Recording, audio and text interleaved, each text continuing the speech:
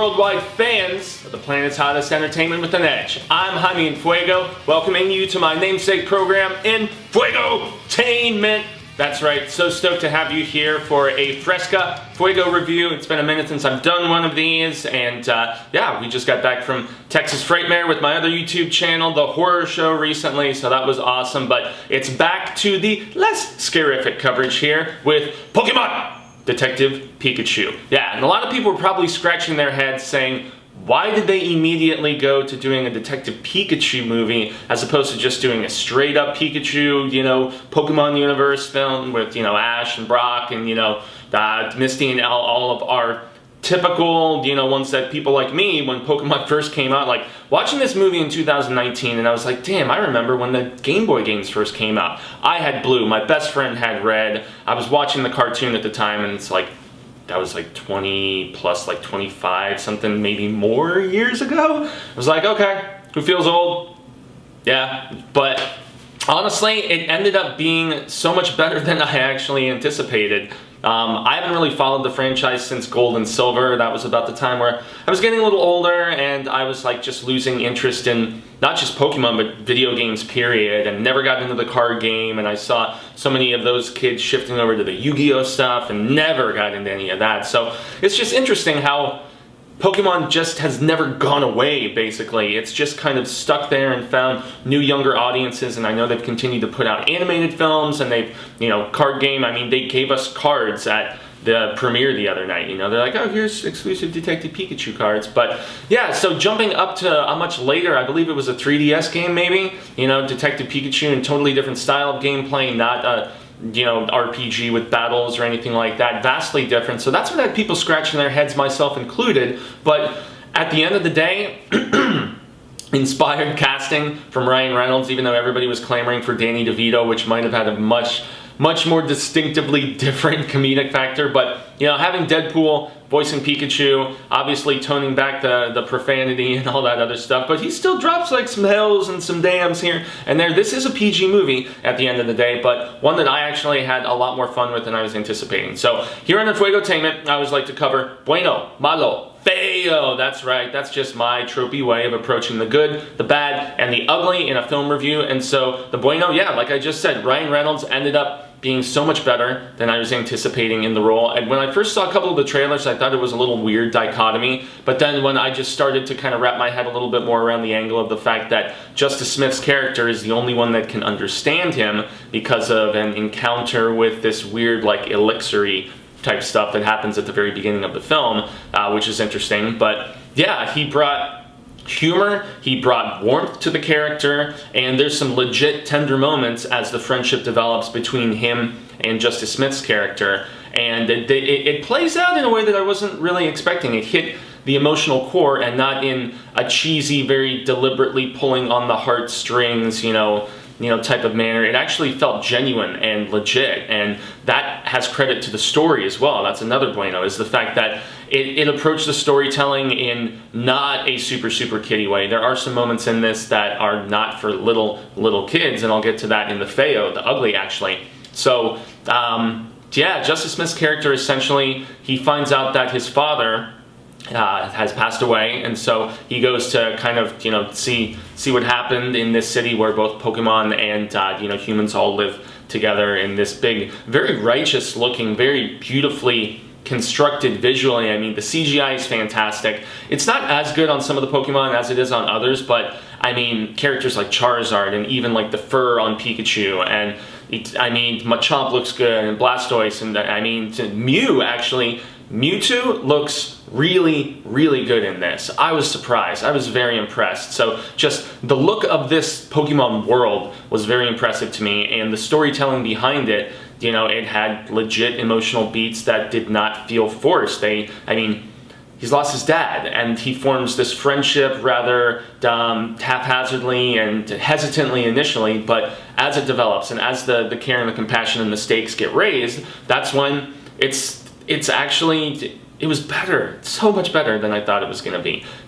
So yeah, I mentioned visuals, mentioned the humor, most of it hitting. It's fun. I have to segue into a little bit of Malo, though, in the fact that we do encounter some tropes eventually, and some of the mindless action sequences, I was like, okay, I'm in Transformers land now. But I mean, the same could in some ways be said for even like the big, huge action scenes that we see in, you know, like the DC films, or even some of the lesser Marvel films that didn't quite hit the nail anywhere near as perfectly as something like Endgame did, or, you know, Civil War. So those are, you know, some of the setbacks. And also there are some performances that are way too over the top. Justice Smith's love interest, this chick who's like an intern reporter type, she's cute and all, but, you know, she plays it just too like kind of thing. And yeah, there's some people who kind of feel like they're in like a silly fantasy world as opposed to trying to legitimize this as being a real place, and that was what gave just breadth and greatness to, you know, the multi-layered person, to just portrayal that we get, you know, from Reynolds as Pikachu and also as Justice Smith. They're the two standouts. And also, I must say, it's not that bad, but it kind of segues into the Feo, and that's our villain, and just what's really going on with it. It's kind of bad in one side of things, and just uninspired and uninteresting, and kind of predictable as to what ends up happening with it. So the twist with who ends up actually being the villain, you see it from a mile away, everybody. And I mean, a young kid might not, but anyone who has seen enough films with, you know, oh, the misunderstood this billionaire, that, whatever, so on and so forth, and you're like, is the father the villain? Is the child the villain? They're basically genetically modifying Pokemon, and that's a good way to segue into the Feo. The Pokemon, they start attacking people in the story as opposed to just fighting with each other, you know, and there's a really awesome scene, it's in the trailers, where Pikachu gets thrown into the ring. Get in the ring! Get in the ring! Sorry, that's my GNR for the day. But yeah, and he ends up fighting Charizard, and just seeing the ugly culture of the underground, you know, Pokemon battles, not at sanctioned gyms or, you know, in the proper places or whatever. It was a little ugly, but yeah, the fact that Pokemon are suddenly based on this weird elixir germ, you know, engineered stuff that's been going around, they start attacking people. It happens early on in the film, and so there's scenes of like kind of mild terror, I guess. If I was the MPAA and I was like, this film is rated PG for, you know, mild terror and action, blah blah blah. You know, I don't know why they gave it the PG rating. I don't have the exact, you know, verbiage here with me, but there's some scenes that'll scare young children. There definitely are, especially with Mewtwo. Mewtwo was actually so much better of an ugly, but good ugly, because here on Enfuegotainment, it, you know, a Feo can be a bueno if it's ugly that, you know, really just, it's like, oh, wasn't expecting that. And yeah, there are stakes in this. Like there's death, you know. I mean, you know that there's death in the fact that it's presented in the trailer when you find out Justice Smith's character, you know, didn't make it. And yeah, so there's scenes that'll scare very, very young children. I mean, I don't know, young grade school, whatever, you know, if you're like 10 and above, you'll probably be fine. But I'm talking like young kids, like 5, 6, that, I mean, unless you're training them on like horror films and stuff like that, like God forbid. We have friends on my other YouTube channel that, you know, they're like, yeah, I'm going to start them as young as possible. I'm going to show them Freddy Krueger when they're like friggin' 5 years old. And I'm like, what's wrong with you? But yeah, there are some scenes that I think would scare a youngster. So obviously, if you have kids and you're watching this, I ain't got no kids. But seriously, yeah, you might want to just approach with caution.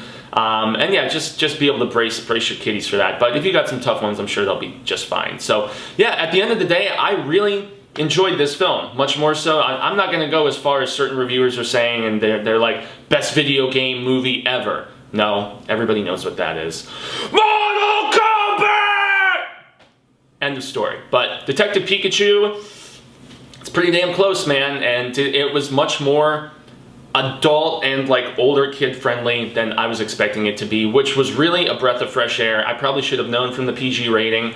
You know, they're not going to rate this PG-13 for goodness sake, but the fact that it wasn't a big old Jeezy, I ended up really digging it, so much more so than I anticipated. So I am going to give this 3 out of 5. That's right, this is a Bueno film. Not certified Fuego, it's not 4 or above, but it's definitely 3 out of 5, and it is a good film that I will definitely recommend to you if you are young at heart and still love Pokemon and have great memories of playing, you know, Stadium and, you know, getting your characters from your Game Boy onto the 64. If you loved Snap, if you liked the cartoon when you were younger, if you still have a soft spot in your heart for the franchise, I definitely recommend going and checking this out. There's Easter eggs galore, lots of Pokemon that I didn't know. I'm assuming that's from the, I didn't get beyond 250, you know, or 251 or 252 if you want to count missing number, but yeah, and Mew, so yeah, everybody, I actually dug it, 3 out of 5, and yes, I've been Jaime En Fuego. You can find me on all social media sectors like Twitter, Instagram, Facebook, here on Enfuegotainment YouTube. If you like this video, please hit the likey button, the little thumbs uppy thing that you see just to the side there.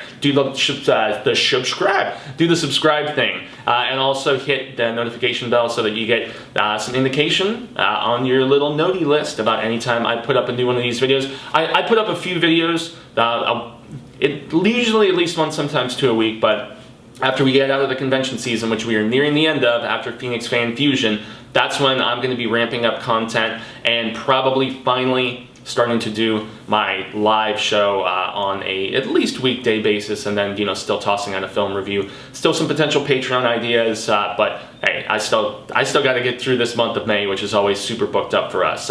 If you want to see some of the coverage that we did on my other YouTube channel, go to youtube.com/thehorrorshow channel. If for whatever reason you're here and don't know about the stuff I do over there, where I've got like less than a GZ subscribers here, and we have like over 26,000 over there. If you like spooktacular coverage of film, television, video games, we also do trailer reactions, convention coverage. You'll see all the Texas Frightmare stuff that I mentioned at the beginning of this coming over the course of this week. So yeah, if you want to do that, jump over there and show some support. It is greatly appreciated, but I guess that's going to be the end of the line, at least for now, y'all. So I shall say hasta luego, Cinemigos and constant viewers. I hope that we get to see one another sooner rather than later.